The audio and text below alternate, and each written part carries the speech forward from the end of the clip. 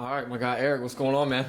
Not much, man. Not much. We were just talking about the game, man. It was good to see us give out an ass whooping yesterday, especially in a game that I didn't think was really going to go that way.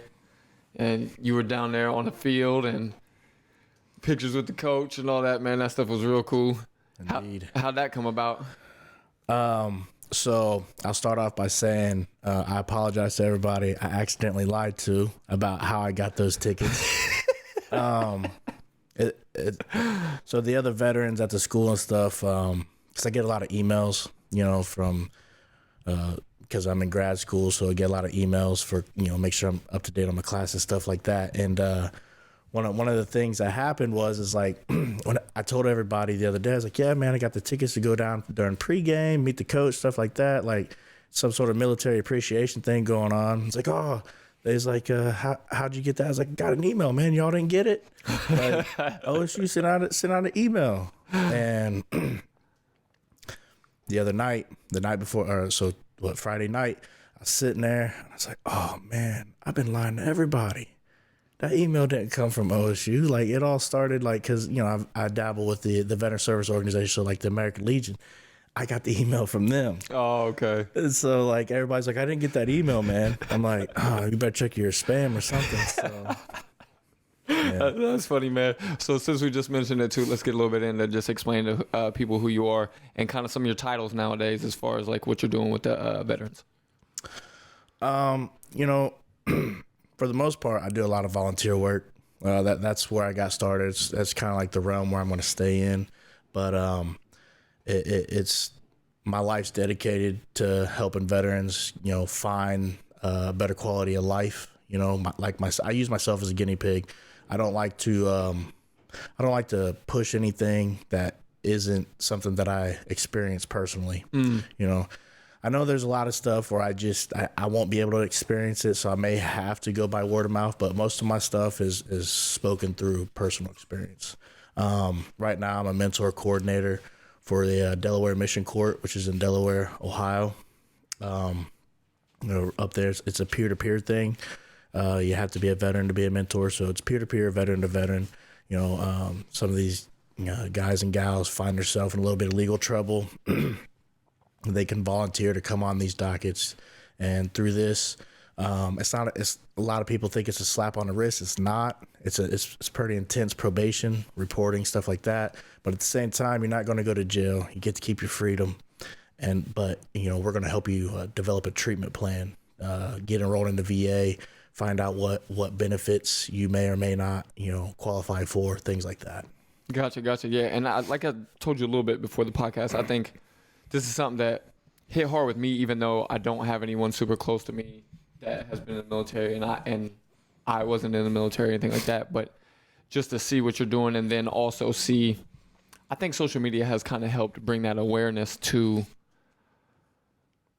veteran issues, you know what I mean, in a lot of ways, because you see people posting things, and especially when you see some of the posts about, oh, we're doing this or spending this money here while veterans are on the street or don't have this kind of coverage or this and that. And it's just like, yeah, man, like that's kind of crazy. You know what I mean? And don't get me wrong. Interesting conversation that I've had multiple times that a lot of people always feel like in some ways need to know. And in some ways I'm always hopeful that it doesn't shed any kind of like negative light on veterans or something. But it's like at the same time, there are veterans that are just regular people it's the same as what I say for like politicians, for athletes, for anything. It's like, and even as far as for your people with your different races or anything, there's good people and there's pieces of work in every aspect of life. Yeah. So sometimes when somebody says, oh, like this veteran deserves this and that, like sometimes it could be somebody that's not the greatest person that's kind of made their own bed or a lot of things like that. But at the same time, to know that there are people that have fought for us and put their bodies through crazy things, put their mind through probably even crazier, and then being away from their families and just losing opportunity and gaps of their lives or everything, to then not be treated the greatest, or in some of these things that we're seeing with these posts where it's like definitely maybe not treated as well as others, that what did they do to deserve some of the treatment or better treatment than some of your veterans. It hits hard with somebody like me that cares about people and also knows that we got to give that level of respect to people that have really helped mold our country to become what it is now. So to see some of that stuff really gave me that interest, and then to see you doing what you're doing, I was crazy appreciative of it, and then to know you on somewhat of a personal level and everything, of course, makes me more, proud of you and wanting to help you push the issue in any way I can. So I think it's been really cool to watch, and I know a lot of people that we know may not even know all the things you're into, and maybe they see a little bit now with how often you post on there. But I think this will be a good thing for even people outside of anyone that knows you or me or follows, that may just come to this through maybe something that we put with some of the hashtags of veterans and all that, and spreading the word to really try to get people some help and get them that information of what all they have out there for them, to maybe get them on a better path and help them recover in a lot of ways or deal with life. Because have you seen a lot more of it since being involved, where you really feel like, man, it's even bigger than I expected? With like, as far as the veterans, a lot of your veterans having kind of like a hard time, or a lot of the issues that come along with the after. See, I think that's a complex question. Gotcha. Right? So, going through these other organizations, like I give a little plug to Save a Warrior, right? One of the things that they specialize in is finding the thing under the thing. Personally, after going through their program and my own personal studies, going into grad school, social work, stuff like that, something I like to think of is like, I'm not a believer that the war is what caused, where they're at mentally right now. I think the military does a great job of getting somebody prepared for war. That mental mindset, like, second to none, right? What I think happens in turn when the military is preparing you to become a soldier or a Marine, sailor, seaman, whatever the case may be, it prepares you, but at the same time, it rattles something, maybe something you suppressed as a kid, right? So as time goes on, I think the war, if you go to war and you come back, you got PTSD, whatever the case may be, that's on the very top. What's troubling you is below that. And now that's coming to the top. It's almost like, the fizz in a beer or soda, something like that. Right. That makes a lot of sense. And I'm sure it may vary a little bit depending on how traumatic of actual experience someone has in war, or even previous in their regular life, like you said. In a lot of ways, too, I wonder, is it like some of the issues that come up in the personal life, because once they switch that mindset, that's what I was thinking about as you saying it, for me being somebody that doesn't know anything of it. Once you switch that mindset and maybe get into a different mentality going forward, that maybe you start neglecting some of the things in your personal life or your family, because you have to have this different focus now and this different kind of mindset of what matters to you and what you're worried about. So I'll start off by saying, I got out in 2008, right? We're 11 years down the road. My life just now on the surface looks good, right? This has been a long road for me. Like, I got out and I was just lost, looking back on it, what I do now, if anybody asked what I wish I had in 2008, is a mentor, right? That's why I'm really big on the mentor coordination at these courts and stuff, is because a lot of these guys, I see myself in them, right? And they're just, I think, getting in trouble with the law. My theory is it's an unconscious cry for help. They don't know they're asking for help. In a sense, I guess it's the silver lining of things, where it's like, I'm glad you're here. I'm glad that I met you.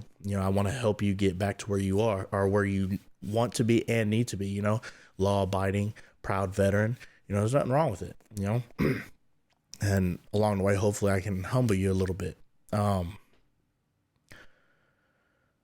But, going back on me, like, when I got out, total knucklehead. I got to the rank of Sergeant E5. It's still pretty low on the totem pole. Well, give us a Not to interrupt you, but just to give people a good idea, and that way we can kind of set the stage early. Kind of just give us how you got in, or what brought you into the military, and then the time you did, and what you did while you were in. So our age puts us right there with 9/11 happened in high school. Right. So that's like fresh, as at Briggs, Spanish class, know exactly what I was doing. I was wandering around the hallway, skipping class, and then noticing everybody flocking to TVs in the school. And so like I watched it, watched all that stuff live, man. Watched the planes hit, watched the buildings fall, live broadcast, and I don't know what I was feeling. I just knew I was feeling something. And I was like, military it is, A funny story behind that is like when I tried to join the military too early, I was 16. They're like, nah, man, you're too early. You got to come back next year. And like the next year I went to the Ohio State Fair, Army recruit. My recruitment was based off of Xbox. And he's like, hey, man, fill out this paperwork. Give us your information for a chance to win the Xbox. Recruiter called me. I was like, oh, man, you didn't get the Xbox, but do you want to join the military? Like, yeah. So that's kind of how it went down. Like 9/11, Xbox. I was impressed from the kid. Pat Tillman was around that time. I wanted to serve with him. Obviously that didn't happen for, tragic reasons. But I joined the Army, went to Fort Sill for basic training out there in Oklahoma, went to Fort Benning to airborne school, and then from there went to Fort Bragg for the rest of my time in the military. Gotcha. 2007, January, took off for Afghanistan, came back spring of 2008, gone 1 full year, 15 months. And the thing was, when I got back, when I left, texting was a thing. I got back, everybody's using the phones, man, texting. Like, damn, man, like, just call me, But I adapted and overcame. I joined the texting crew. Like, don't call me no more. Like, text me. Right. But as soon as I got back from Afghanistan, April, I was out by September. I was back here. I was back in Columbus, going to school, but I wasn't going to school. As a veteran, you heard about the GI Bill stuff. They pay you to go to school, stuff like that. I was just collecting a check. I was literally only enrolling to collect a check. Like, I went to the classes, but I didn't pass nothing. Like, and then, dropped out, started doing construction, Yeah. You seen that? What's that one movie with Chris Farley? Was it Tommy Boy? Mm-hmm. Like, lots of people go to school for 10 years, Yeah, they're called doctors. Right. That's literally how I am right now, Like, you've been in school forever, Eric. Like we're like, you should be a doctor. Like, I know, but and then things just started going downhill, man. Substance abuse, alcohol, drugs, like run-ins with the law, thought the world couldn't touch me. I got out with an immature mindset, and it carried on, like, I think the military, like, going back on what I said earlier, it prepares you for war very well. Second to none in the world. That's why we got the best military. But they don't groom you, to groom your mind. They don't expand it in the way it's needed to mature in a civilian sector. You know what I mean? Like, a lot of military, we pride ourselves on our dark humor and stuff like that, That stuff doesn't carry over well into the regular world, man. Yeah. And I can still have a good laugh at some dark humor, but, it comes to a point of, being professional, polite, having manners. And a lot of veterans, we lack some of that stuff, because, I went in, my dad hasn't been around much. I was raised by my mom, single mom. So I didn't have that father figure. And the military, bless its heart, it tried. And I totally rebelled against a male authority figure in my life, And I got out and continued on this rebellion against authority, man. Like, the cops, getting arrested, doing dumb stuff, bar fights, putting my hands on the police, just dumb stuff, man. And, getting into fights with my brother, I got a pretty decent record. I don't hide behind it. I think it's what makes me really good at what I do, is because when I walk into a courtroom and I got the tattoos, got the long hair, I try to be as ordinary as I can, trying to do something extraordinary, but I try to be as ordinary as I can. So when I walk in that courtroom and I look at these guys and I can see them, full of anxiety, sweating, shaking, sweaty, just stressed to the max. Like, look, dude, like, calm down. I'm here. Like, I'm your biggest advocate in this room. Like, I'm going to help you. And I'm not just going to help you. I'm also going to tell you my story, which, a lot of guys get blown away because I keep copies of my mug shots. Okay. You think I'm bullshitting? Who are these guys? Like, that's a former me. I'm not proud of them, but I don't hide either. Like, I've been down that road, man. Like, I've sat in your seat. Guys like us, we get in a little bit of trouble. Something that we have to realize is when you fill up, when you get done and you start getting back on track, you may be just as qualified as the other person applying for the same job, right? That other person doesn't have that stuff on their record. Heck, you might even be more qualified than them. But what you're going to have to realize is we will always have to work harder than that perfect person, right? Right. There's nothing wrong with that. It's just real. It's just handling your business. And that's my biggest message, man, is a lot of the veterans, they say, we want that purpose in life again. We want to feel that same purpose. And I'm like, that's fine. I want you to get that purpose. I want you to have that fulfillment in your heart. But at the same time, if you're the best pizza maker, you can find purpose in that. Make the best damn pizza in the world, man. Your purpose is there. You don't have, we talked about it earlier. You don't have to be the superstar athlete. You don't have to be the, best artist or musician around, find the purpose and the one thing you're really good at, so for me, I think I'm really good at helping people get a second chance at life that may have found themselves in a little bit of trouble. And so I'm going to continue my education.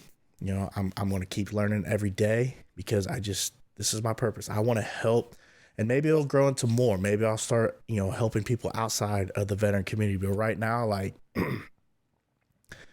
in terms of a forgotten demographic, I'm not talking about color of your skin. I'm talking about if we treat my veterans as a minority itself, we are the most abused demographic in America.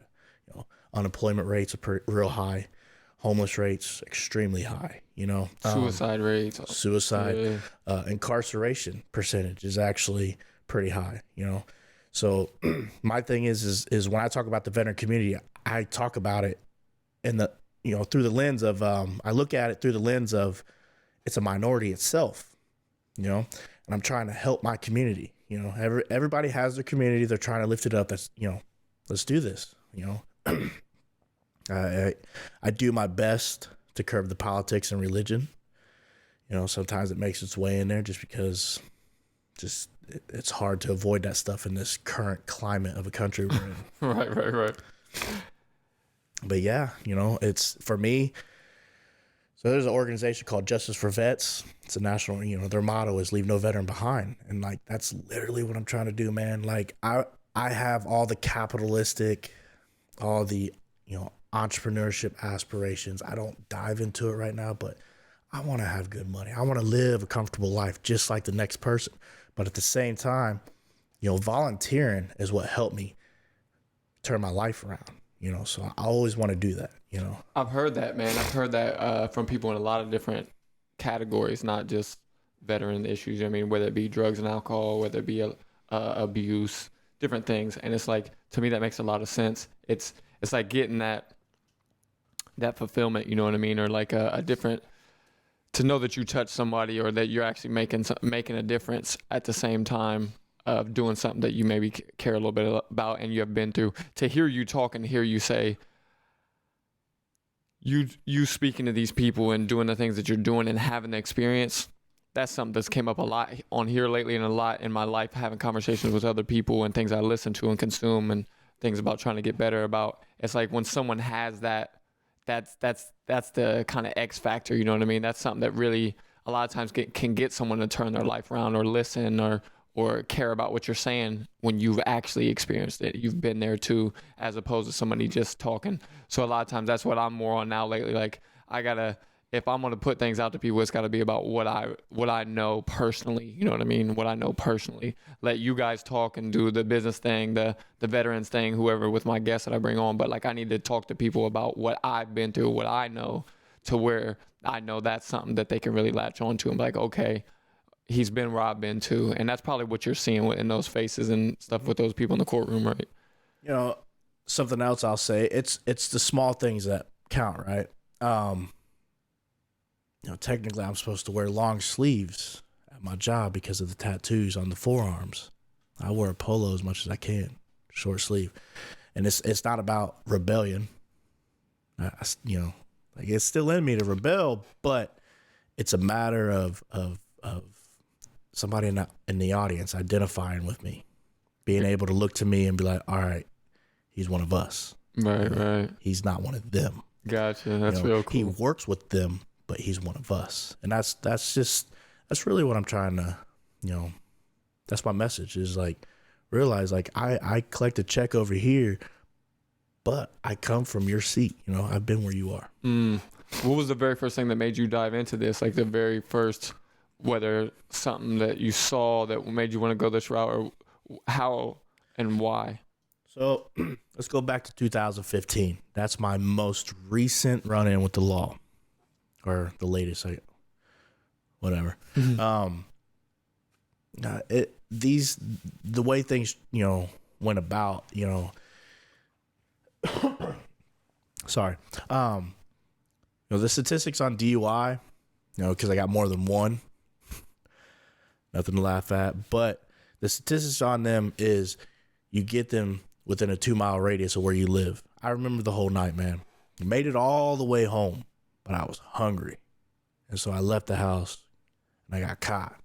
And I was so angry. I was belligerent. You know, if there's a video out there, I'm sure it's embarrassing. But I won't hide behind it. But I'll tell you what happened is the best thing in my life happened. I went to jail, right? Because I went to jail, I sat in there, I got thrown in. Well, first off, we'll back up to when I was checking into jail. I immediately gave them my debit card to bail myself out because they gave me that option.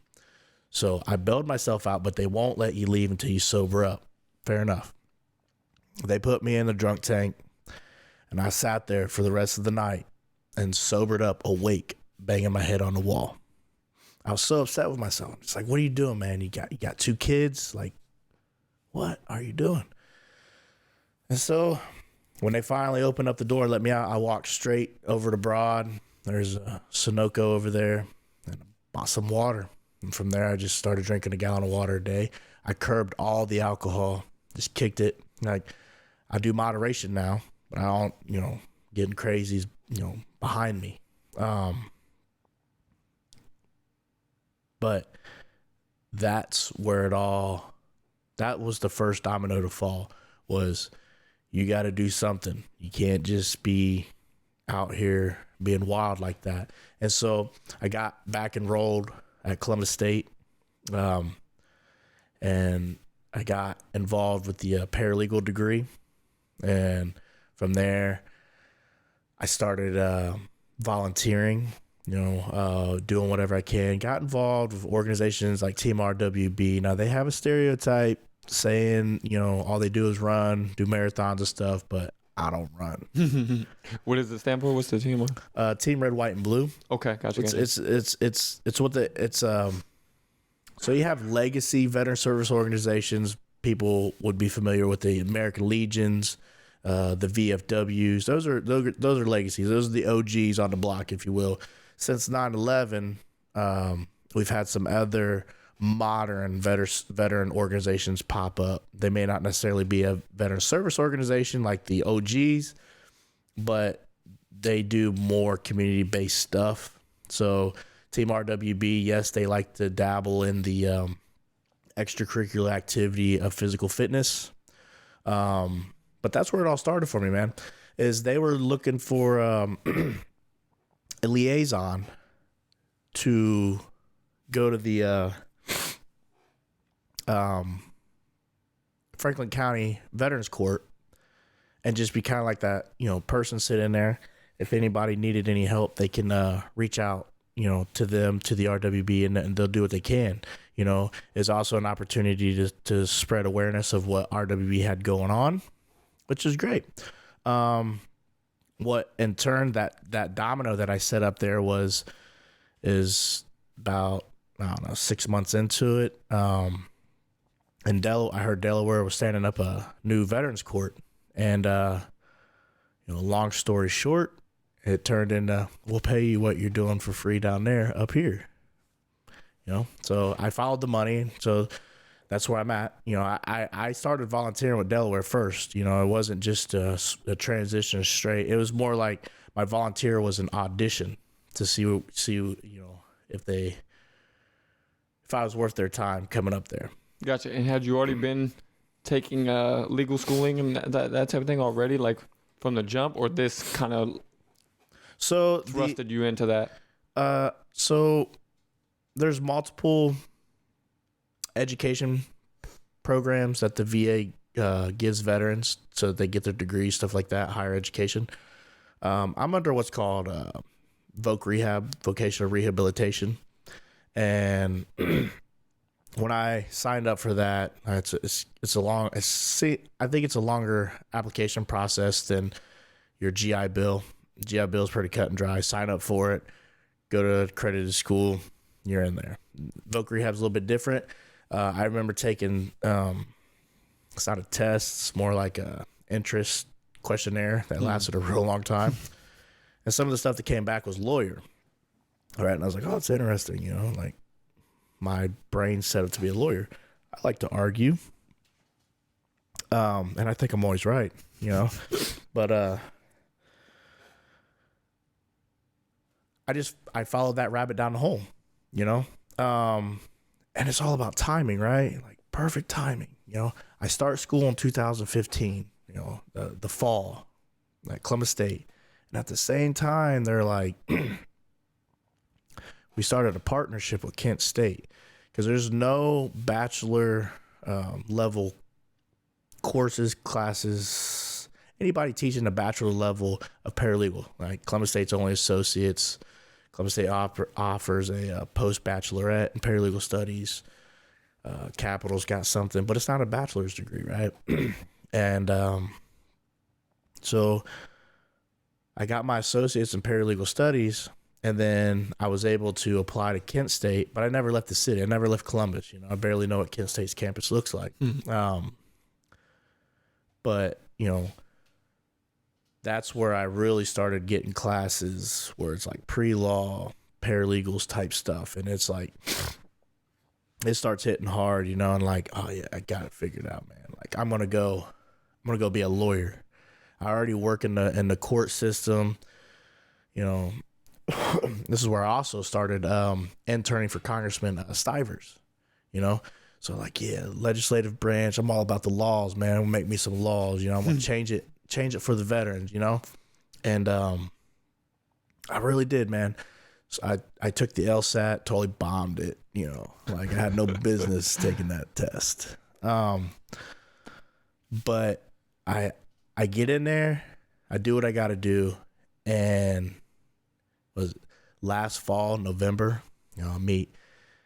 It rewind time to like, let's call it end of summer, July, August time frame. I forget when it was exactly, but Senator Brown in Ohio State held an event for veterans, and I went to it, and I met the folks from Save a Warrior. The story that was told by Adam up there really stuck with me, and I wanted that,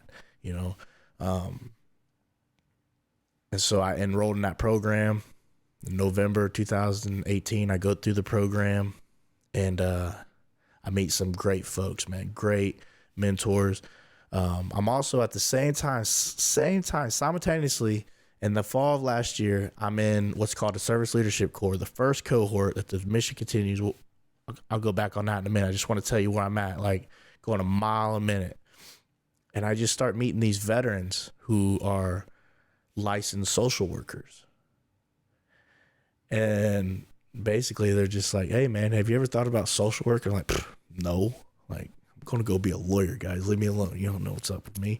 I was like, okay, we don't know what we're talking about, and then I just, started thinking like maybe there's something there. These guys are professional in what they're doing.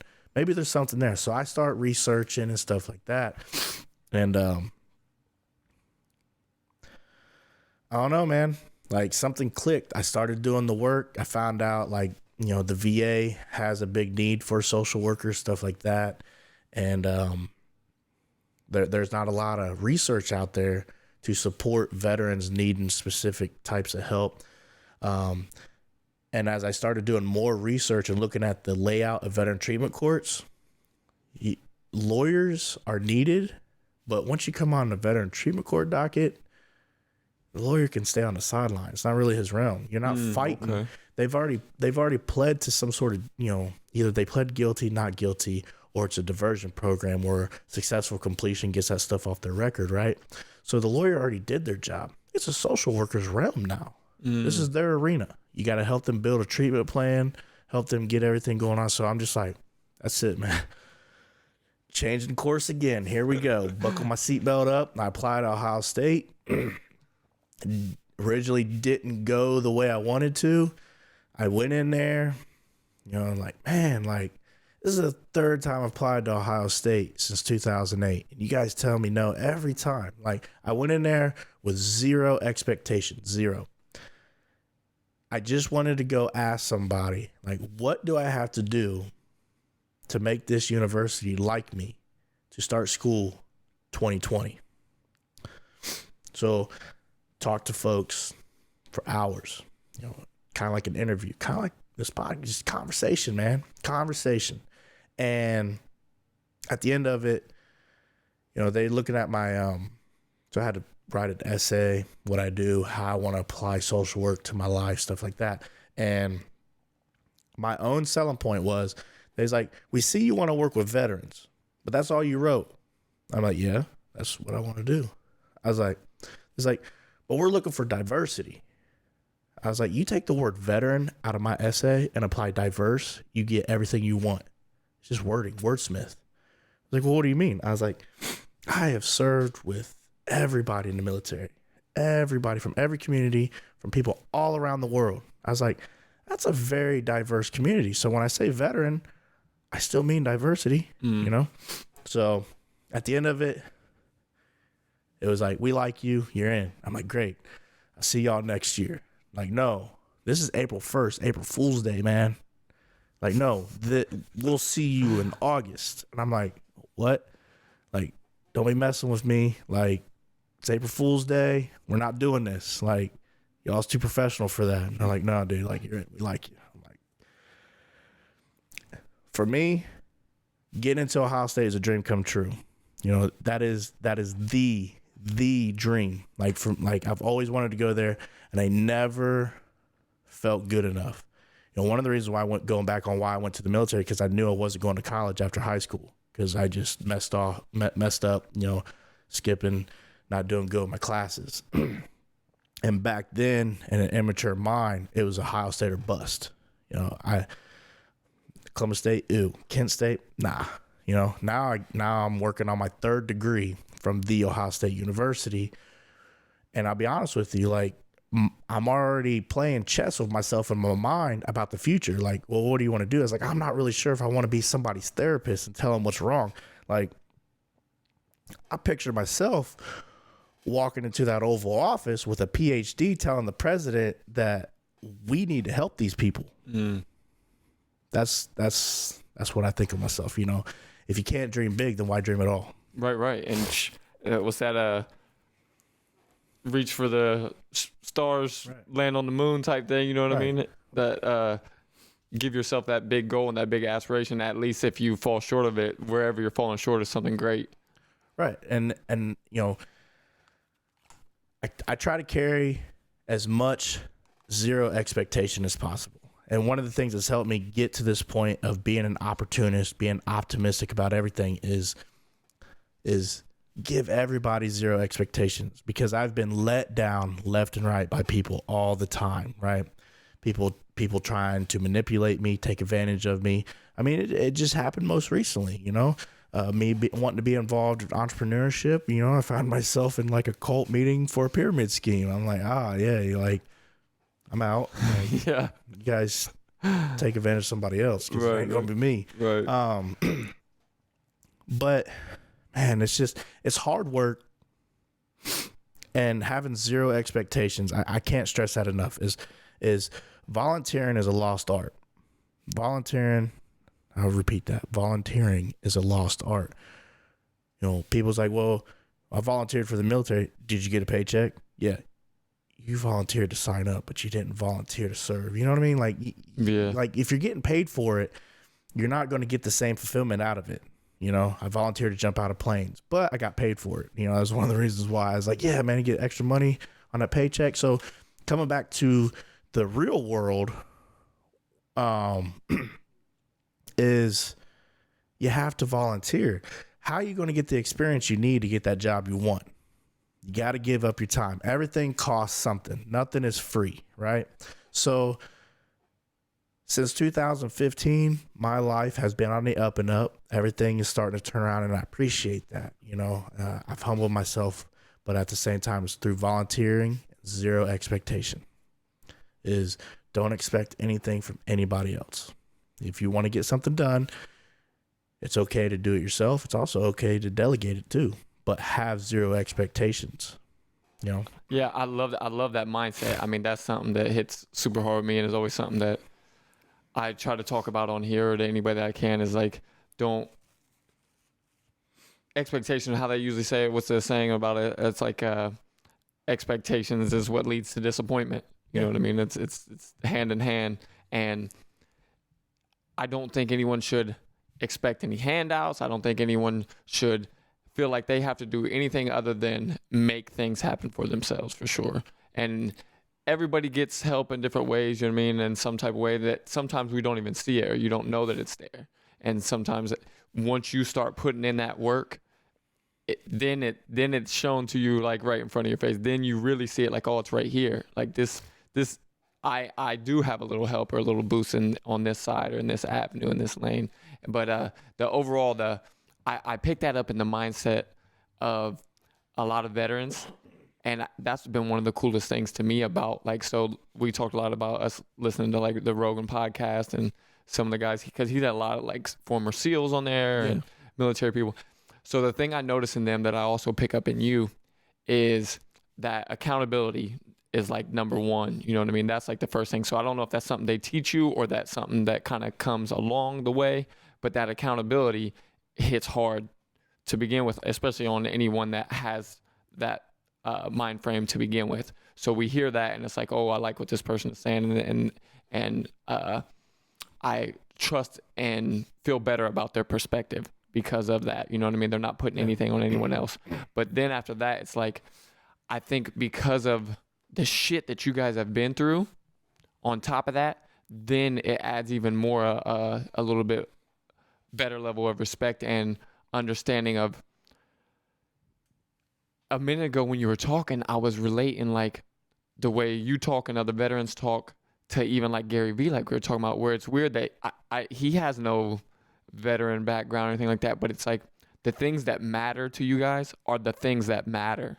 So like small, minute BS things that aren't really in the big perspective of life get brushed away so easy. So even when you said like coming back and trying to get back into normal life and all that is very different, and you guys' humor is different and all this and that, it's like because you're not, the mental change has happened, you know what I mean, is what it seems like for me from the outside looking in, is that the small stupid stuff is not as important, or is like, oh, so and so said this, or I need to have the newest this, or I need like a lot of the things that we get wrapped up in as regular everyday people in society, you know what I mean, you're civilians. And then, so going forward, I think that's probably why once you got into something like this that hit even harder, that you latch onto it because of what you've been through, but also you see that it matters. Like, this matters. This is things that will affect people's lives in a major way, and their families and everything. Like, all that kind of makes a ton of sense why something like this even clicks even harder as like a purpose for you. Yeah, absolutely. Like, another thing I want to touch on is like prosocial activity, right? You know, one of the things that I deal with is social anxiety. Like, when a lot of veterans, we get out and we're just like, you know, some of them's dealing with like agoraphobia. I don't have a fear of people, but I just don't want to be around people because people annoy me, right? But one of the things that's become therapeutic for me, like this right here a few years ago, like, nah, man, like, you got to ask somebody else. Like, I'm not talking to anybody about anything. And so going out with large, you know, crowds of people, like, it's a hobby now. It's therapeutic. I go out and meet people. Like, you know, recently I was dubbed the Professional Mingle'er. You know, like, this dude just goes out and meets new people. Like, yeah, I have severe social anxiety too. Like, I don't, like, sometimes people find me, I come off awkward maybe, you know, just because, like, they'll have a conversation and I'm just like, here we go. Mm-hmm. You know? And sometimes, like, my humor misses people really bad. That could be that's really awkward, embarrassing at times. My humor misses them. I'm just like, oh man, it's a tough crowd, man. But for the most part, man, like, you know, just going out and meet people. You know, I think the some of the most important things I can teach another veteran is meeting new people is good for you, and then also volunteering your time is great for you. You know, if you're struggling with anything, like, you know, giving back to another human being, while, you know, is great. But, you know, the first thing you need to realize is, like, you have to help yourself before you can help somebody else. You know, I hear people use the analogy of the airplane all the time. You got to put your mask on first before you help the person next to you. Gotcha. You know, and that's true. Like, how are you going to help somebody else if you can't help yourself, you know? And, you know, some of the stuff it's really awkward where I wouldn't say awkward. I have a really interesting life. I look back over the last 4 years. Like, damn, Eric, you're doing some interesting stuff, dude. Like, what are you doing? Like, oh, just stuff, you know? You know, I have a few friends that I talk to from the military. I talk to them almost daily, man. Tell them about what's going on, who aggravated me, you know, like, because I still get pissed off. A lot of people's like, oh man, Eric, you've calmed down so much. Like, no, I just redirect my anger now. Learn to control it. Like, yeah, I'm not quick with the draw on commenting back on whatever negativity you put out there, you know. Yeah, sometimes I write texts, I delete them, right, delete. Emails, right, delete, you know, posts, comments, right, delete. And I just, like, I walk away. Like, it's not worth it, man. Just let the trolls troll, and it's Freddy Krueger them. If you don't think about them, they disappear, you know? But yeah, my life, looking back on it, like, if you would have told me when I got out of the Army in 2008, like, hey man, like, you would intern for a congressman, you know, political figures know who you are in Central Ohio. You're almost the go-to person when a veteran is in need in Central Ohio. Like, you're crazy, man. Like, I don't have that kind of work ethic in me. Like, give a shit about people. But turns out I've been lying to myself all these years. And so the interesting thing is like, I've networked my ass so much that when there's a veteran in need, I know about it, you know, and I'm quick to always send like a message like, hey, hit me up. Like, I don't do everything, but I know almost everybody. Right. Or at least if you walk into a veteran office and you ask about the big guy with long hair, they'll be like, oh yeah, that dude, like, that guy knows everybody, you know, like, he's always popping up. And when there's a veteran event, I show up. But like, that's my biggest thing is like, I know there's a lot of vets on the West Side that can benefit from knowing me or getting reacquainted with me. Like, shoot, maybe we ain't talked since high school or something, you know? And I try to suspend all judgment, you know, like the way I guess like my social media is set up now is like, I'm proud of what I do and I'm proud of the activities that I do. You know, I tell you an uncomfortable situation right now is I'm in social work school and there's it seems like there's been a lot of venting sessions already in my first couple of weeks about how pissed off everybody are at white men. And I'm just sitting there like, y'all know I'm in the room with y'all. Like, just, and I, you know, and it's almost to the point where it's like, follow me on social media, you'll see that I'm always trying to empower my daughter. You know, I don't want her to depend on anybody. Mm-hmm. I want her to be as successful as she sees fit. You know, if she wants to go to the military, she's in and out of that. You know, military's great. You know, like yesterday we went to the Buckeye game, right? And I made my way to where the cheerleaders were. I'm like, look, she's not here to see this football team. You're her heroes, you know? So they snapped a picture. We had a little talk. You know, she's been on the fence about her cheerleading. And yesterday she told me, she's like, Dad, I want to stay and cheer. I want to work hard. I want to be a Buckeye cheerleader. And I'm like, let's do this. Right. You know? But, you know, the bottom line, me, Eric, is trying to be the change he wants to see in the world. I'm suspending all judgment. I'm having zero expectations. You know, I'm going to continue to volunteer. I'm going to continue to work hard. I'm going to keep learning. Like, aren't you sick of school? Not really. Like, I'm probably going to get a little bit depressed when I have no more school to do. I have to go learn somewhere else. Yeah. Watching you go through this process, man, is exactly like why I'm so appreciative of seeing what you're doing now and the things we talked about. Is to see all that and see you pushing for more schooling and this, and like you said, just this no excuse mentality and all this. Everything that you're doing is a lot of the same things I believe in, man. And it's like, and you said having that small impact, and you even talk it down to even to the West Side, to whatever, you know what I mean? Where you really want to try to do what you can to start at the bottom and balloon your way out of having that impact and helping the people that you can. And for you to talk about not even being able to imagine you going to more schooling or doing the schooling and things that you've done or being able to become what you've become and stuff. But it made me think, like, it feels like probably to you and to me for sure that once you've got into something that you cared about, mm-hmm. that's when you were able to do a lot more than you ever expected of yourself. Yeah. I'm also trying to sustain a level of approachability. Right? Is I never want the West Side to think I'm unapproachable or he's too good or, you know what I mean? Like, I still live there. You know, I'm not going to give you my address out there, but right. You'll see me around. Like, I still live there. Like,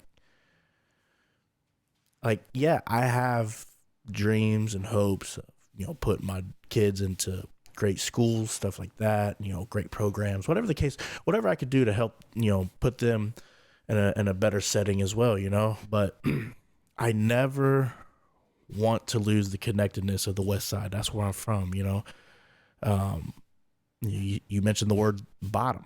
I'm from the bottoms, you know, started from the bottoms. Now I'm here, you know. I didn't go far. I just moved up the hill a little bit. Right. But, you know, as far as like the West Side and the veterans go, like, I'm still here, man. Like, all the messages go to my phone, you know, Facebook, Instagram, email, you know, text. You got my number, call. You know, I prefer text. You know, this isn't 2008 when I was like, call me, you know. But I'm a busy dude, but I always try to make time for my family and anybody that just needs my help. Yeah, you know, that's. Go ahead. I just that. It's just the approachability. Like, if you're a veteran and you're trying to figure it out, like, I will show you every single door I walk through. But it's up to you to walk through it, because I can't. I'm not going to do it again, and I can't do it for you. Like, I've walked through the doors I've went through.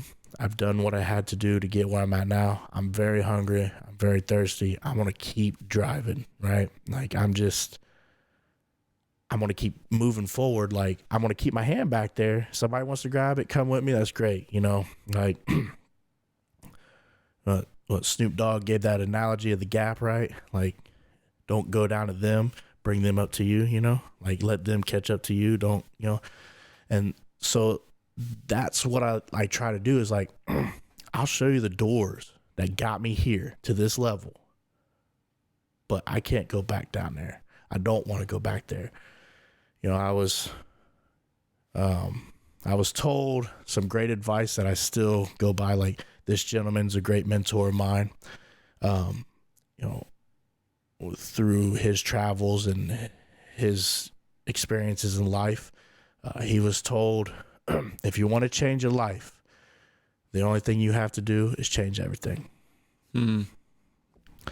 You know, and for me, that's life. Like, wow, like that is it. That's what I got to do. I have to change my life. And so, like, one of the things also that the journey that I'm on is to be a statesman. When I die, I want my name to be correlated with the word statesman. You know, I really do. Like, that is the goal of my death, if you will, is when people look back like, yeah, he gave a lot, you know. I want people to make me synonymous with the word statesman. And I'll never, and if I do, I have to go back on this podcast and correct myself, but I never want to call myself a statesman.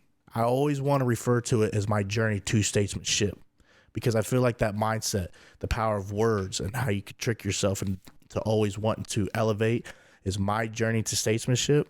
If I always say that, I'm always going to stay hungry to be that statesman. Gotcha. Yeah, and that's something that's been heavy on this podcast too, man. You know, we talk a lot about is like, I like that you just threw that in there, like kind of and behind the scenes of like tricking your mind into something with your words and like really talking it. And for you to keep mentioning goals and things here is really something that makes a lot of sense for me. I was thinking about how I love following you on social, and I hope a lot of other people follow you, more people follow you going forward with this, and then anybody that picks up on you or comes along you on your journey with all the veteran affairs, because just to see how you handle yourself, you know what I mean, and caring about your family and the things you post about your family, and then the hard work ethic and the workouts and stuff. I see the workouts in the front yard with the tires and the sledge and things like that, you know what I mean, and it all drives you, you know what I mean, and like you said, I think a lot of that stuff shows you what you're capable of and just makes minute things in life or your next goal or your next step not as big when you've put yourself through some crazy stuff, whether it be the schooling that you didn't think you could do, that workout you didn't think you could get through, this situation, and now even you saying putting yourself through talking and introducing yourself and becoming social when you're not a social person. Like, all these things, you're breaking through these glass ceilings to then push yourself forward into a better life, a better way to live, more opportunity to help others, all that type of thing. And I've loved watching that as it's been happening. And one thing that it really made me think of a minute ago when you were talking about how important the volunteering is and what it can do for you personally. You were saying about you were getting more into what it does also for the person, and just like how helping someone is such an impactful thing. But in the same note, you're also talking about what it does for you. And for those reasons, do you feel like that's something for a lot of people that are either deep in depression or deep in drugs or alcohol, or do you think that's something that could maybe help turn them around or be a good boost to them, is, hey, start volunteering and start making some changes on other people's lives and see what that does for you? 100.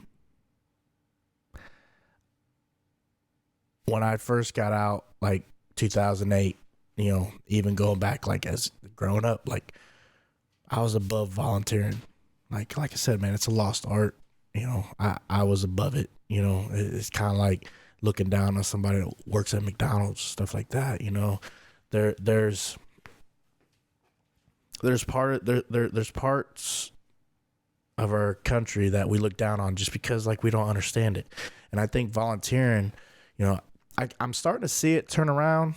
Like, volunteering is being accepted as experience on like job resumes and stuff, but volunteering opens up so many doors, because you'll have older, people already established in whatever career they are. Now they figured it out. They want to give back. And that's what's helped me get along, is volunteering is food for the soul. It really is.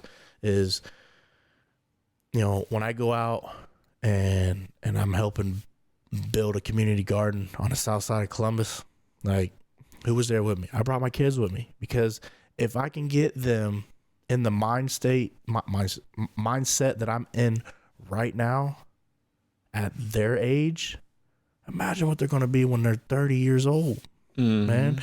If they can get into this mindset now and say they decide to join the military, when they leave the military, they're going to be on a different playing field. They're not going to be on the one that I was on, bringing the battle home, if you will, bringing the battlefield home, So my big thing is like, if I could teach my kids at an early age where I'm at now and like let them grow with me, like, I don't really know, I guess like I would judge my success if I set the bar here and my kids go slightly above it, but I don't want to put that pressure on them, because the way I view success isn't going to be the same for them. Right. But if I can get them the healthy mindset, the mindful practices that they would need to succeed, the hard work ethic, stuff like that, zero expectations. The volunteering. Yep. Yeah. It makes a ton of sense, man. And I feel like a lot of us, man, or all of us as parents that care and want better for our kids, it's like, that's the thing. And that's why even when me and you were talking about, like, you were like, what made you start this and doing the podcast and us just talking about what matters to us and things like that. It's like, that hits really hard with me, and it's something that I want. Like, if I can give information to other people and also my kids and the people close to me, especially anyone younger, man, especially somebody younger, of maybe, hey, make yourself aware of this at a lot earlier stage, to where then you're not dealing with the same headaches, or it gives you that faster trajectory, you know what I mean? And that faster path and route to where you want to be, to being a better person, to being more successful, to having better relationships with your family and friends and things, like any of those things that I could do, anything I can do to plug that in earlier with someone, I'm like, that's awesome. You know what I mean? That's the impact I want to have. Yeah. Another like cog in the wheel, I guess, something that I'm working towards is like, I think it started like on Facebook, one of the memes, one of those things where it's like comes off like factual, but maybe later you find out like not so much factual. But it was something based on the effect of, you have three faces, right? You have like your personal face, your social media face, and your business face, right? I want to make all three of those masks, if you will, I guess, not faces, masks, the same. I want people, when they see me at work, when they see me with my kids, when they see a social media post, it's the same guy. Like, I think that in itself, if you can sustain a face or a mask that is the same across the whole playing field, like, I think that's really impactful, because a lot of people, you go on vacation, you're looking for the good lighting, you're trying to take that, your mimosa on the beach picture, stuff like that, and that perfect selfie, right, then you fall off the cliff. But a lot of people, they post, but that's not really their life. Like, I want people to get so I don't want social media to be a full access, this isn't MTV Cribs or anything, but I want people to see the same person across all spectrums of my life. Yeah, that's a big part of why I brought you on, man. And it's a big part of the people who I bring on here and who I try to be as well. Because I think that, like, in this day and age, with as much of what we do and what we know of people and how we keep up on life and what people are doing or supposedly doing and all that, it's like, that's what we know, is that's what we see is mostly social media. So when you get to meet that person in person and it's the same, to me, it's weird, and that sounds so bad that like now that we appreciate something like that, but that's something I appreciate like crazy now. It's like, oh, they're the same person that I thought they were. Yeah. Even if I only knew them through social, and they do care about their family like this. They are working hard. They are giving themselves a no excuse mentality, or holding themselves very accountable and working hard and things like that.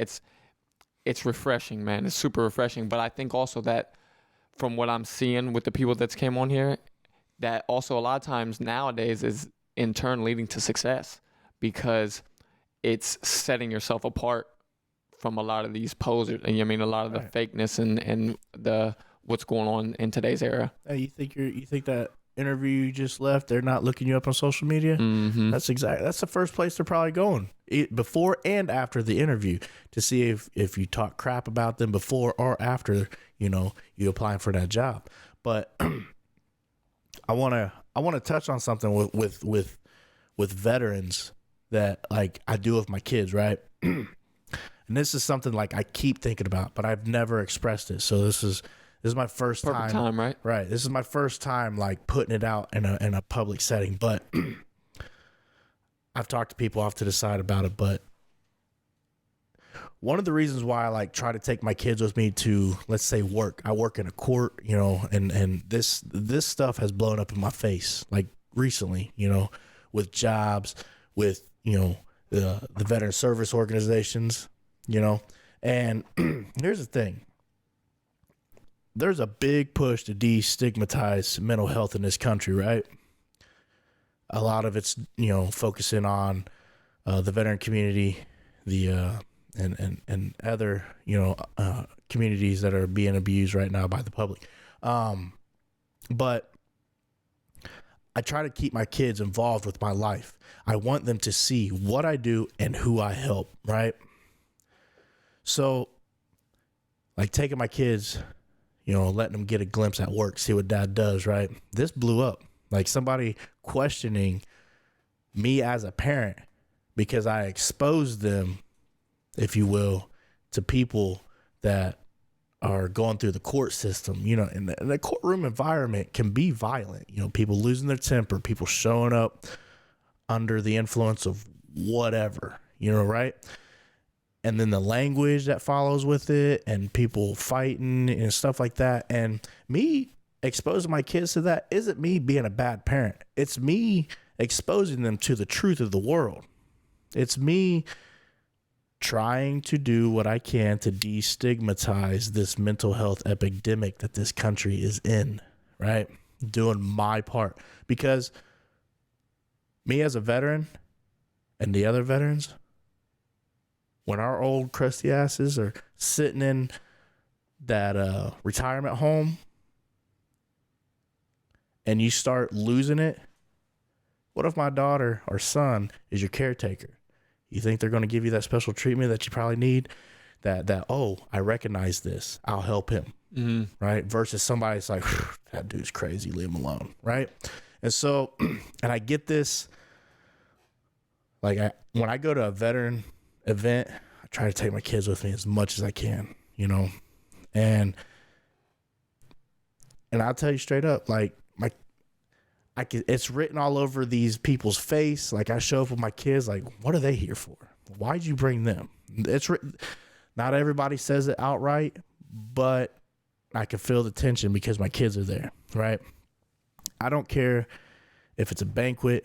I don't care if it's a meeting. Like, I want my kids involved, because if you want to destigmatize mental health and you want to help veterans, I'm not going to be the one that does the breakthrough. It's going to be them. The next generation, right.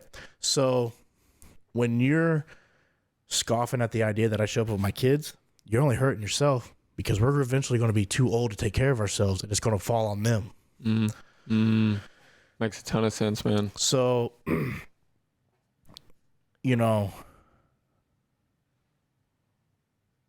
I still protect my kids, like I'll be damned if anybody disrespects me or them. When stuff's happened, I'll work over this, saying that I'm a bad parent because I exposed them. Like, dude, you don't want to go there with me. And it goes back on those masks. Just because your kids at home see a different person than these people at work, like, not me, man. I want my kids to know that dad is the same guy. Dad and Eric are the same people, right? Like, you go into work, I want to shake people's hands, ask them how they're doing.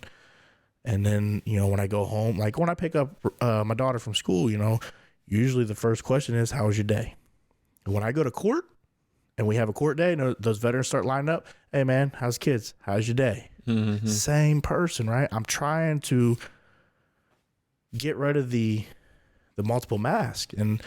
And I just think if we're going to destigmatize anything, we have to expose our kids to the real world, to the dirty parts of the world, so that they can develop an appetite for it now, or develop something, man. Some compassion for it. Right. Empathy, anything. Oh, definitely, like, man. If they are blindsided by it when they get older because they were never exposed, they're probably going to, like, I don't want nothing to do with that. Yeah, the same thing they're saying they don't want people to do. So if you find it offensive that my kids show up to a veteran event, maybe try thinking about it in a different, context. Think about that I'm actually doing you a favor, possibly, because I have no idea what my kids are going to be when they get older. All I know is we're going to get older. Right. It's something that we've talked a lot about on here too, though, and I have a lot of those conversations now, being a somewhat newer dad. You know what I mean, with my daughter only being 3, about to turn 4, and then having a new kid here any minute. Is that exposure, man. So, like, that's something that I think a lot about. Like, you don't want them necessarily to grow up the same way we grew up, but at the same time, sometimes I'm like, I do, or I want them to experience some, for sure, the people or the hard times and the assholes or the certain things that are gonna come up, to where that when they become an adult, kind of like what Gary Vee talks about and other people talk about, you don't want them to get into the real world as an adult, and the first time they quote unquote get punched in the face, you know what I mean, whether it be a boss talking to them this type of way, somebody out in public doing this or whatever, someone in a relationship doing this or whatever, and it's like the first time and it just wrecks them, you know what I mean? So it's weird. I'm always in this battle now of, like, do I really want to put them in some, like, outrageously good schools? Do I really want it? Like, it's weird. It's like more like, do I want to maybe have them living fairly normal or middle class or lower, even lower than that, you know what I mean, or kind of going to some of the same schools and places that we went to, and just also infuse, like you were talking about, of infusing this knowledge of there's more and there's other ways to think about things and to handle yourself and avoid this and stay away from this. They're going to, of course, going to make their own path, because that's something that's trippy to see. I'm sure that you've seen, is like, no matter how much you pump into them, they still have their own personality that comes out that you're like, oh, like, especially I feel like I'm just seeing it with the age that my daughter's at, where you or other people that have parents farther down the line probably are like, yeah, like that's no knowledge.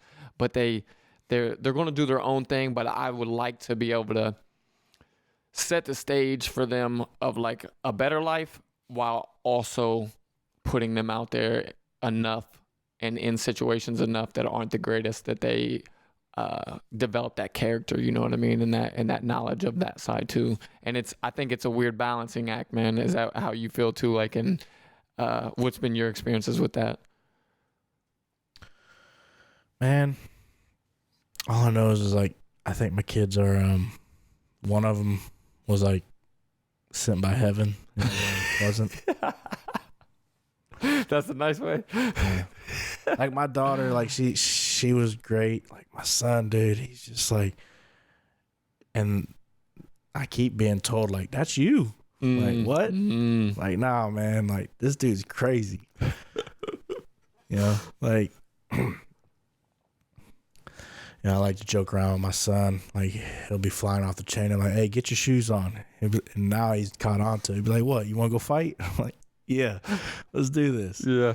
It's weird how you have to get that out of him, right? Like, so my daughter's, she's wild. She's like, she's good. She's well behaved and all that. But as far as, like, energy and sassiness and just like wanting to go. And like, if same type of thing, like if I say to her right now, if I go to her right now and say, let's fight, let's fight, let's do this. Like, she's just ready to go, man. She's ready to go. And I always hear Rogan explain it like, yeah, kids have this battery. And for some, that manifests itself, you know what I mean? And like, they want to go, they want to fight, they want to play, they want to do this. Others, it's like, you know what I mean? They're hungry for knowledge or all your different angles. But a lot of times it's like when they're real young, it's just that battery of energy. And you got to get that out. And it's weird to see. I don't know if your son's the same way, but like with my daughter, it's like once I can get her kind of tired out, it's almost like talking to her, dealing with a different person. It's like then you start getting them using their mind more and being able to focus more on and stay on task and being able to have a civil, productive conversation with them and stuff. But a lot of times it's just like go, break, fight, jump, this, yeah. Yeah, so it's cool to go through that process, man, and I think when you have that thought of wanting to create better humans, it's always in the back of your mind of like, oh, I gotta always constantly like try to innovate and do a little bit better, figure a little ways out, new ways out of how to handle them and push them on this path, and that's why to come full circle with it, with you saying a lot of the stuff about volunteering. I've talked a lot about that with my wife recently and other family and stuff. Like, we need to get our kids volunteering more so they can see other sides, so they can also get humbled on what they have and what they're blessed with, you know what I mean? But I think now hearing you talk about it opens me up even more to maybe that helps also something inside of them, you know what I mean? It's going to be harder at them being younger, not totally understanding all the what's going on in their mind with it and what they're seeing and all that, but also just to get some of that good feeling of helping somebody else and to see other people appreciative of it, the person they're doing it for, and then also to see me, you know what I mean, giving them a pat on the back and appreciating them volunteering and helping, all that. I think all that stuff, if there's anything I've learned early on in early parenthood, is like if you can try to treat them or talk to them as much like they're adults or like they're humans too, you know what I mean? Not even so much adults, but just like that's a person too that you're talking to. That's a person that you're dealing with also. It's like, it makes me think now of, it's always given me new ideas to talk to someone like you or someone else that also is a parent, but is putting out things that they're using in their life or their business that I maybe also can inject into my children to have them become better people, you know what I mean? And something that, like I was trying to get at there in that last point, was to talk to them and have them aware of some of these things early on. Maybe like you said, and like we were talking about before the podcast, this isn't the thing that changes them immediately, but this is like planting a seed. Like the same way we want to plant seeds in business or plant seeds in relationships or things that we want to do. It's like planting these seeds in the kids too, where it's like, hey, this is important. Helping other people is important. And for you to say the thing about mental health and all that makes a ton of sense. I never thought about it in that way that you said as well, of like, this is the next generation that's really going to be the ones that's making this change we're saying we want to see, because you're not going to get people to change overnight or now, or the older people now to totally change their ways. And that's what I think is going to be a wild shift in politics and everything when we get to this next era of a lot of these older people passing and going on, and the way things are going to change. And we're seeing it now with some of the weed laws and all types of things becoming more lenient, but maybe we will see the next society be a lot more understanding, compassionate, all that, through social media in a lot of ways, I think, because of what we've seen. Yeah. Your kids are an investment. Yeah. Right? Yeah. You know, and in the simplest terms, it's something that I always fall back on is like, you bring them into the world wiping their ass. You're going to leave the world with hopefully them wiping their ass. If you take care of them, right? Like, I brought you and took care of you. I'm on the way out. You can take care of me. Yeah, scratch my back. Or I scratch yours, scratch mine. Right. You know, so, you know, another thing that I wanted to add about the kids thing is like something that I get hit with a lot. It's like, how do you do all this? And you got kids, like, you know, I do have the luxury of my mom. You know, she helps out a lot, bless her heart. But for the most part, whenever you find something you're passionate about or something you want to do, you find the time, you know, And I set my boundaries, man. Like, one of the things that, like, it doesn't aggravate me to the sense of where I'm like breaking my phone. It's just like on the weekends, I don't like my phone going off, unless it's a text like, hey, what you doing? Hey, shoot some hoops, something, go work out, just something. But like to get work related emails on the weekend, I'm like, who sent you and why are you emailing on the weekend? Like, are you getting paid? Because I hope so, because I'm not going to answer you till Monday, But, setting the boundaries is like, for the most part, like weekends belong to my family, because I'm just so busy throughout the week, and a lot of times, it is what it is. A lot of things happen on the weekends. Like, coming up, I'll be going to Dallas, taking off for the weekend to go down there for a veteran event there, but it's always like, how do you find time?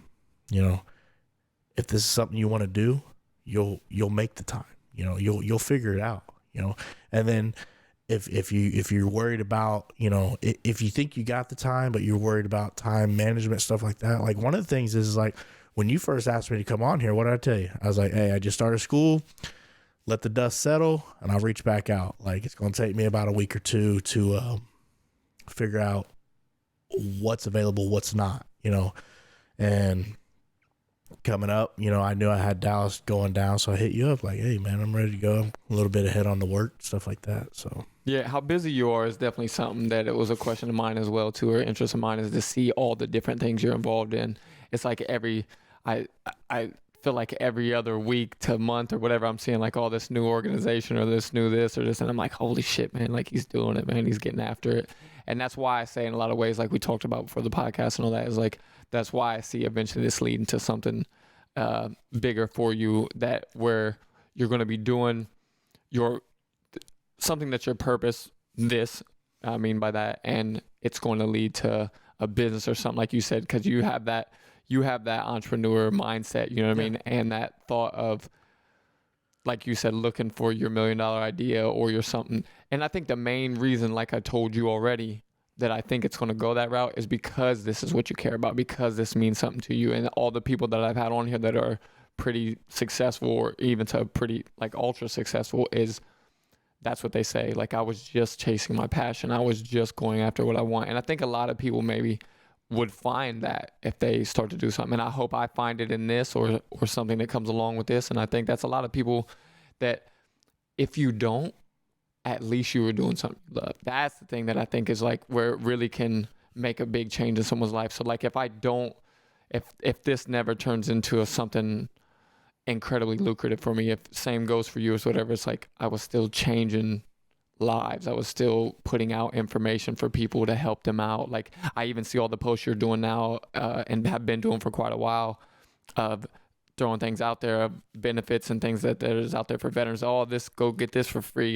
Go get signed up for this kind of help. Like everything, whether it be something as small as like a meal or an event or something like that, to legit coverage of something or that type of thing. Like you're really doing what you can to help people out. You're touching people's lives, man. You're doing things, but you're doing it in multiple different avenues now, which is what made me so appreciative of you. So you to be doing it directly with your work to begin with, but then also now you're doing it on your own, on your social. And I'm sure to see it like that and to hear you say about the mask thing and trying to be that person, I'm sure if you come across people in everyday life and you have a conversation with them, you're doing the same thing. Hey man, you should try to go here or try to sign up for this or check out this. And even when we sat down and started talking here before the podcast, you're like, yeah, you're talking to me about LinkedIn and this and that, and ways that and things that I can open up other avenues for myself and things like that. So it's like that hand in hand, that help, everything you're doing is stuff that I'd love to see, you know what I mean? And I've really been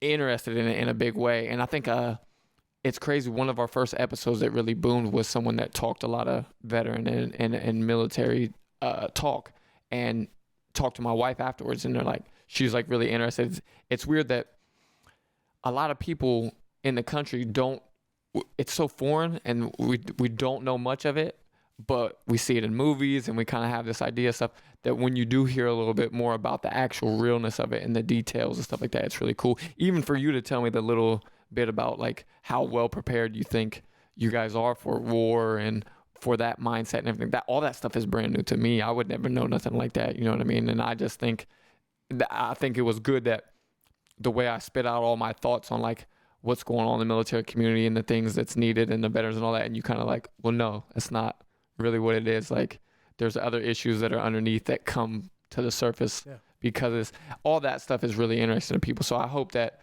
a lot of people that listen to this can kind of pick up on those type of things and really have a different thought on veterans. Yeah. Another message that I would add to that, talking about the thing under the thing is a lot of people, including, the powers that be, the federal government, stuff like the VA, Veteran Affairs, stuff like that. They throw around this term PTSD. And this is for anybody that wants to hear a message. This isn't just specifically veteran community. It's not exclusive. It's very inclusive, and it's going back off what you say, what words leave your mouth. I'm on a journey to statesmanship. I'm always going to be hungry to be a statesman, right? And if everybody is saying post-traumatic stress disorder or PTS, some people drop the D, which it's still handicapping, the people that struggle with this, is there's still post-traumatic stress disorder. Like they keep saying it over and over again as if it's damaged goods. Like, no, you're not damaged. You went through a traumatic experience and you're still here. You want to change the words? What I use is post-traumatic growth, PTG, right? That's literally where I'm at. Going back on me saying like, I'm good at my job because this, and this. Like, I believe I'm good at what I do because I got in trouble, right? I made some bad mistakes, but it humbled me, and I figured out what I turned my negative into a positive. I don't hide behind my criminal record. I did what I did. I've taken responsibility for my actions. It is what it is. I don't plan on repeating those actions, but the fact of the matter is people's got to train their minds to be on a different mindset. And one of the easiest ways to do it is to upgrade your vocabulary, man. Like, yeah, like I talk the way I do, like, I guess you could say, like, some people say it like hood dialect, stuff like that. Like, it's because I want to stay approachable, right? I want to, let people know, like I'm still hip to what the kids are saying these days. You know what I mean? When you grew up in it, man. Well, right. Yeah. But it's, I don't want to be a cookie cutter, person that works in this field. I want to be unique. I want to be an ordinary dude trying to do something extraordinary. That's it. Nothing more, nothing less. Like, you see me on the street, what's up? Hey, what's up? Like, nothing much, man. But it's a mindset. If you change your words, you change your life. Upgrade the vocabulary. I would ask everybody, stop saying PTSD and PTS. But they can say whatever they want. I'm going to suspend my judgment. I have zero expectations. But I'm going to hold firm with post-traumatic growth, because there's really, I really don't see the point in beating yourself down over something you may or may not have had any control over. We went to war. Well, what the hell do you expect? Right? But when you're looking at layers like an onion, like, did the war really mess you up? Like, if I was a betting man, I think there's something else there. I bet there's something else there. Like, let's take a look. We'll do this together. But if you want to change your life, do some volunteer work, suspend judgment, zero expectations, upgrade your vocabulary, man. It's okay to learn. And if you think you're stupid, so do I. I think I'm the smartest dumb guy I know. Right. I tell people all the time when I'm on here talking, man, like I'm an expert of nothing. Right. Don't take the way I talk or anything I'm saying for I'm better than thou, or I have it all figured out, or anything along those lines. It's like every day is a learning process, and I'm just putting out a little bit of the stuff when I rant as what's worked for me. You know what I mean? And hoping that maybe it works for someone else as well. But that the topic you're talking about with the speech, that's came up on here a lot, man. It's came up on here a lot, and it's weird that and it's really good to hear it in so many different ways, because some people have brought it up on here through religion. Some people have just brought it up here through like they kind of believe in like an energy, you know what I mean, pushing things forward when you speak it and talk it that way and this and that. But then for you to just dumb it down as simple as, man, upgrade your vocabulary and change the words that you're saying because your mind will follow, that type of thing. It's like, I hope that clicks for even more people, because I've brought it up multiple times on here too. Like even when I was real sick, to come out of getting sick, I heard somebody say like, yeah, you have to start telling people you're getting better. So exactly what you just said a minute ago was like changing that to the growth. It's the same thing. It's the same thing. Like instead of just saying it's been like this, or I am this, I do have PTSD, I am sick, this and that. It's like, no, I'm growing, or I've been getting better for this long, or I'm healing, or that type of thing.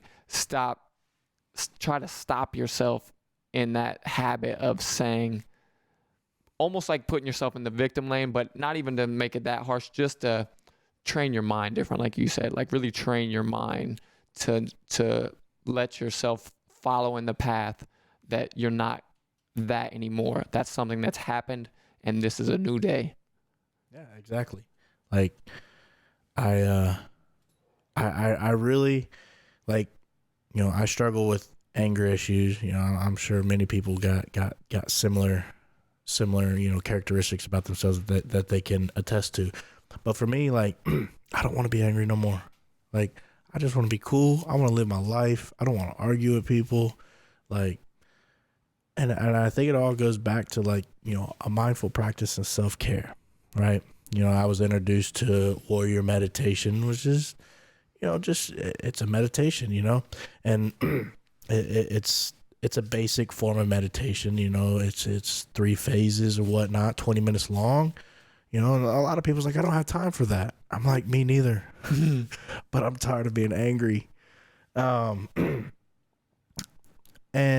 you know, I think one of the greatest things that people overlook with self-care and mindful practice, especially if we're looking at something as simple to me as meditation, is it can be tailored to your unique, you know, lifestyle, right? And I'll give you an example of me is, and like I actually shared this recently with my professors at Ohio State, and they actually thought it's pretty interesting. So, you know, that the Pavlov's dog, you know, the clicker, like for positive reinforcement. Yeah. The little dog training device. Another one of those random things I read on Facebook, you know. Don't know if it's true, but I still, you know, took it, you know, and I ran with it, and I applied it to my life. Is this just like clicking of that dog for positive reinforcement? The story goes that this girl, she's bullied in school, so she Pavlov dogged herself. Like every time she'd get bullied, she'd click something. Like every time she'd do something that made her feel good, she'd click something, right? Or do whatever the hell she did. I don't remember exactly the story, but whatever she did, every time she'd feel good, she would do this positive reinforcement. And so when she went to school and got bullied, the story goes that, you know, to overcome the emotions of being bullied, she would do this positive reinforcement thing so that she'd get, you know, release those chemicals in her brain to make her feel safe and stuff like that, comfortable in her own skin, even though there's some idiots around her. Right? Well, in a situation that it normally isn't positive. Gotcha. Right. So when I meditate, I listen to the same music every single time. And it's not really music. It's more like it's like a hymn, like a chant or something. Yeah. Just a relaxing noise, right? And where do we get angry the most? In the car during rush hour, right? So when I meditate, I listen to that noise every single time, right? When I'm in the car and there's a lot of traffic out, things are getting wild. Either that person in front of me is not going fast enough, or that person behind me is too close. I'm a full blown road rage hypocrite. You cannot go slow and you cannot pass me, right? So I put the earbud in my ear, play that chant, play that music.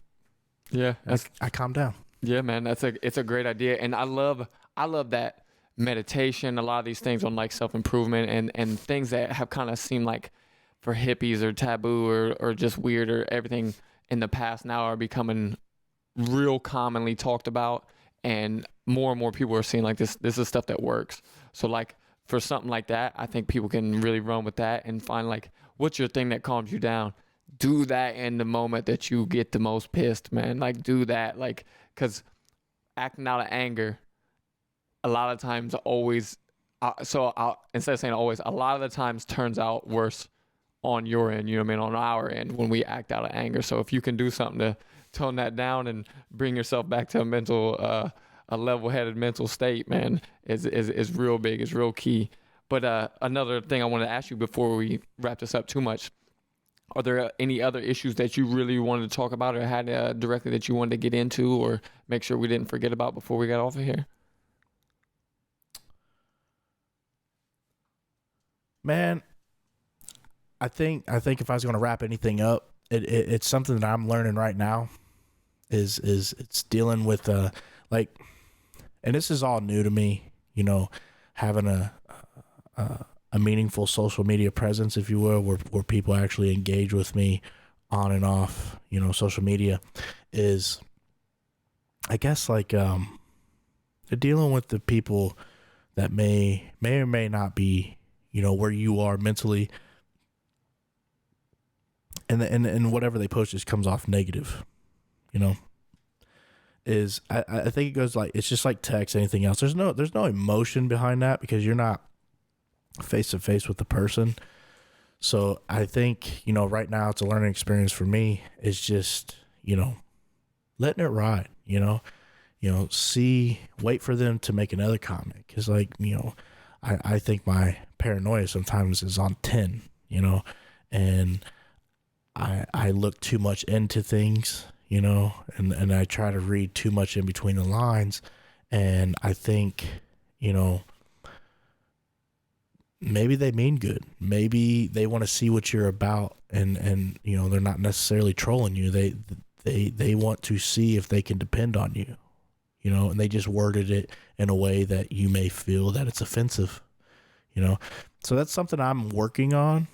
It's an ongoing process, right? Like it would totally be unfair to me to say like I'm totally walking this life as zen. Like the anger's still in there, man. I'm just trying to do the best I can to keep it in a box, you know, like put it away and live a healthy, you know, lifestyle. But it's, you know, it's a daily struggle. It really is. Like some people just like, what the hell are you saying, man? Like, no, you know, and you just kind of got to let it go. Maybe wait for them to come back with a different response or something like that. You know, like I want to help everybody, but honestly, that's not realistic. It's right, not. Right. And some people you're not going to talk out of that woe is me mindset or the attacking others or that type of thing, and it's tough. It definitely is tough. It's funny to hear you say it as you're explaining it. I'm thinking like how much that relates to me, and it's like, especially to feel when you say thinking too much and trying to read between the lines. It's like I think sometimes when we read a post or hear something that somebody says or see it, it's like we kind of try to we instantly almost start deciding who they must be. Like, oh, you must be this guy. Yeah. You must be this girl. And it's like, maybe that's not the case. Maybe it's like you said, they word it a certain way. We don't know the emotion of it because it's not a face-to-face thing where I don't know how many people are aware of that, but there's a ton of social cues and random things you can pick up from someone just from actually getting to see a facial expression with when they say something. So, but I do that for sure. And I even like kind of went back and forth and on a social media post of mine recently that I haven't done that in forever, like really dope it, because I listen to a lot of, like we said, Rogan, Gary Vee, other people where they're like, yeah, man, like don't dive in with the people that just want either the negative or the attention. And I'm not sure that this post was that, but at the same time, as I'm typing, as I'm getting involved, I'm like, man, do I even really want to do this? Should I even be doing this? But sometimes I'm like, man, if it's important conversation or it's something I hope a few people see or pick something up from, then yeah, why not? Why not from time to time, like jump in and actually as well show people that you care or that you have this maybe alternative mindset that could be beneficial in some ways, or that the thing I'm big on now, and it sounds like you are too, is like hey, maybe can I learn something from this conversation, and can I maybe get my eyes open? Oh, you brought me full circles of another message. Is when I meet people, and if I like the person, you know what I mean. Like I think I'm pretty good at judging people that could come across as a mentor like yourself. Like I like I admire what you're doing. You're trying to take other people's messages and spread them. That's great. And so when I meet people, it may not be everybody's cup of tea, this type of person, but I see something in them, and like not saying I'm not original, but when I identify a characteristic in you, like I'm just like, man, I want to adopt that. I'm gonna acquire that characteristic that I like, and I'm gonna apply it to my life because I think it'll be beneficial for the people that I'm trying to help. So it's like, I don't know, man. I have a lot of mentors in my life, and I don't want to be, all the way up in your face trying to sell XYZ. I also don't want to be so laid back that you overlook my message. You know what I mean? So, I identify like when I go to these, these business things and entrepreneurship, for me, it's developing a leadership style, man.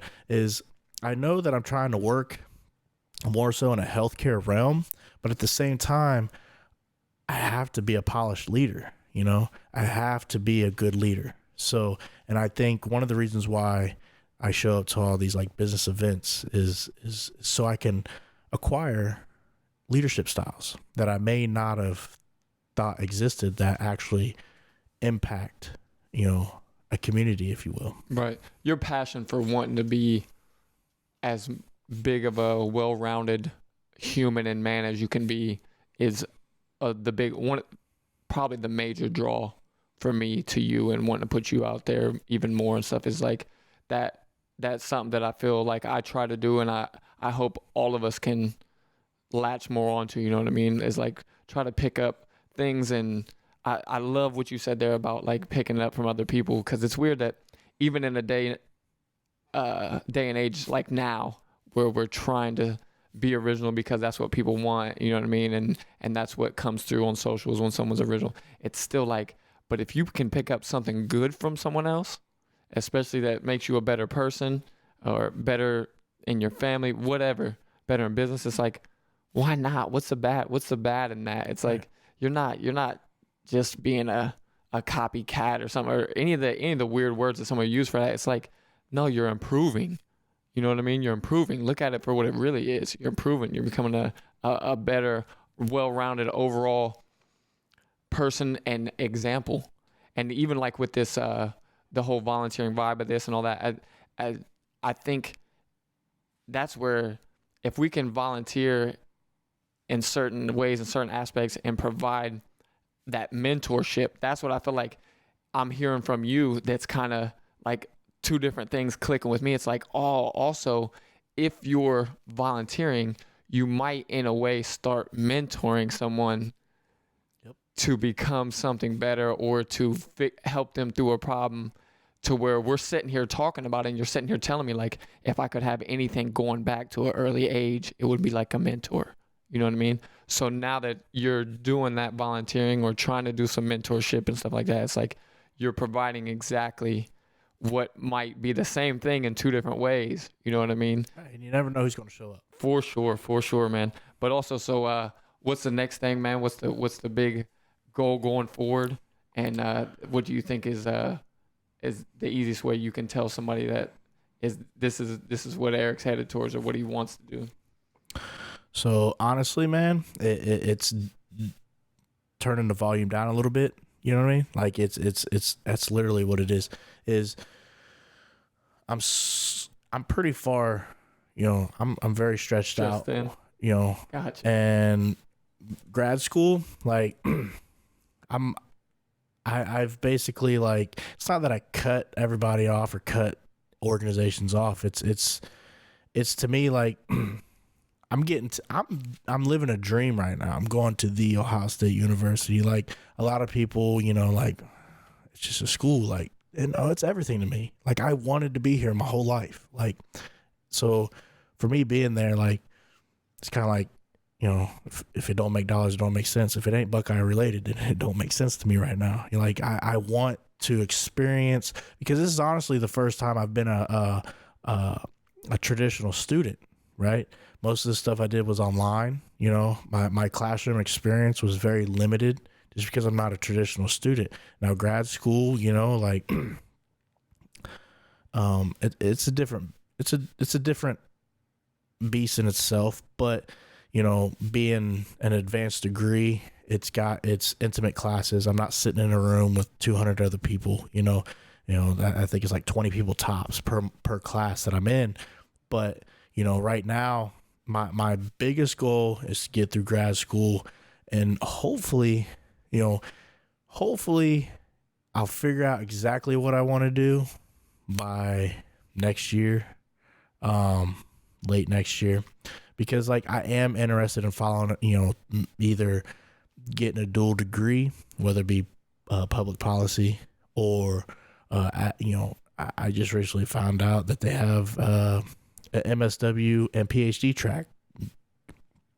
You know, PhD, I do see myself being more of an educator than a therapist in the social media realm. But right now, it's taking small bites. That's what I've always done, man, is win the battles to win the war, right? So each, you know, the degrees, you know, so you got to experience the small successes to get what you want, you know, because I think something I've noticed with some of the veterans I go to school with is none of them's really experienced the small success to give them the motivation to keep climbing, to keep doing better, you know.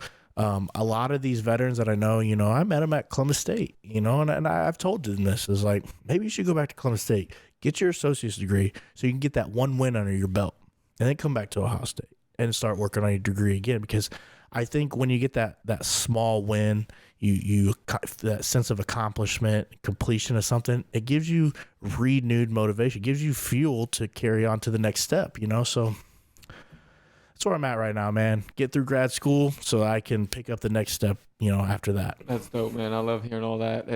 It's really cool to see, and especially the fact that I've known you on a personal level, you know what I mean? And been in the same circles a lot, and to see the growth in you is awesome. The coolest thing about this podcast for me was, so bringing you on is a big change of pace as far as from like a lot of the other people that have come on are entrepreneurs that are doing really successful in their lane and in their business, and that's been the focus. But I really wanted to make this happen on a just like spreading the veteran thing and anything, any ways that you can help people, because I just also still want to do that where I can help some people out as well.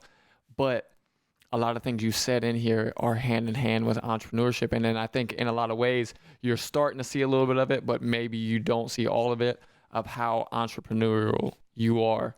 And so like you even mentioned things like meeting people and planting these seeds and doing different things or whatever, and then you wanted to set yourself apart. So you're like, I'm going to show the tattoos, I'm going to have the hair, I'm going to do this. Like, you're marketing, you know what I mean? Yeah. You're marketing yourself the same way like that someone would market a business, and you're using tactics and ideas and things that sometimes you may not even see that that's what it is, and you're just doing it because, oh man, I really want to change something, I really want to get this. But it's like that also is going to hand in hand when you go into whatever lane, or if you go that route into a business or entrepreneurship or whatever around this subject, is going to be where like you've been digging this ditch already, digging this hole already, you know what I mean? You're already doing a lot of things that are in that lane, and that are things that people probably already have businesses aren't thinking along those ways, and things that I haven't thought about, you know what I mean? And things that set myself apart, and